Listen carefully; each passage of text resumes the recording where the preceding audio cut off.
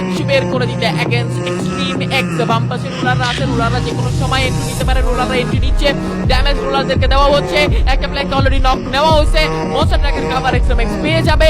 এইখান থেকে আমার কাছে মনে হয় না যে এক্সট্রিম এক্স এই ফাইট হারবে। একদম গ্রেনেড এক্সপ্লোড হচ্ছে, গ্লোয়াল মেল্টার মেল্ট করে দিবে এভরি ডিফেন্স এন্ড থেকে ইএক্সি ম্যান পাওয়ার দিক থেকে সর্বোচ্চ সক্ষম রোস্টার প্লেয়ার নিয়ে রয়েছে জাস্টিন ব্ল্যাকলি।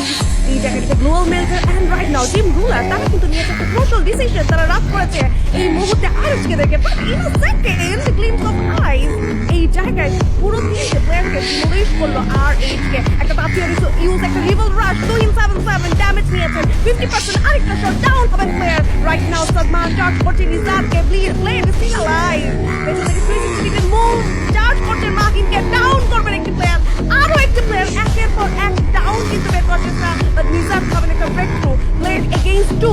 এই জায়গাতে কাজী এবং সাদমানকে ডাউন করবেন এই জায়গাটিতে 1-1 একটা ব্যাটল ক্রিয়েট করলেন প্লেড।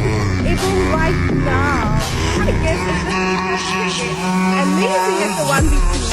তো সামনে দুটো প্লেয়ার যে ভয় পাচ্ছে, এগোচ্ছেন না